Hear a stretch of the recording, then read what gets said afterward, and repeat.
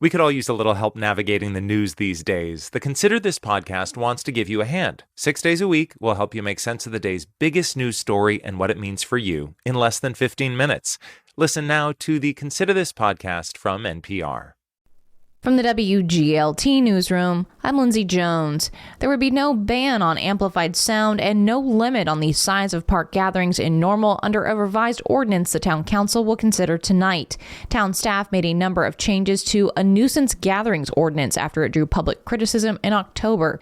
The new proposal would still move up closing times for town parks from 11 p.m. to 9, and fines would still start at $1,000 per person. The town would not fine party organizers or promoters or property owners if they cooperate with police in their response to the gathering.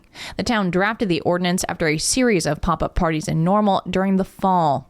And the low bid for the long-awaited underpass project beneath the railroad tracks in uptown Normal is more than $35 million. Normal Public Works Director Ryan Otto says staff will review the particulars of the proposals. So we enter a bid analysis period, so we'll take a look at the bids, analyze those, and make a recommendation to the council. Part of that analysis could include value engineering, where the town picks options or makes choices that will reduce the cost. The bid is nearly 3 times an early estimate of the project cost back in 2017. The McLean County State's Attorney says her office is reviewing allegations into political fundraising by a county official. Erica Reynolds says she anticipates the need for an external investigation. This comes after claims from a former assistant state's attorney that County Administrator Cassie Taylor was raising money to help get a ballot initiative passed. The referendum proposed eliminating the elected auditor's office. County voters rejected that referendum. County Auditor Michelle Anderson says she would welcome an independent investigation into the matter, and Taylor has not responded to requests for comment.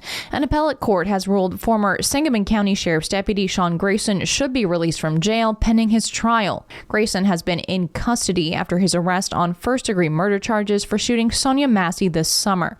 Massey, a black woman, was shot in the face by Grayson after she had called to report a prowler. Her death gained worldwide attention and placed more focus on police hiring and training. There is no timetable for Grayson's release, but a hearing in the case is set for today. I'm Lindsay Jones. We could all use a little help navigating the news these days. The Consider This podcast wants to give you a hand. 6 days a week, we'll help you make sense of the day's biggest news story and what it means for you in less than 15 minutes. Listen now to the Consider This podcast from NPR.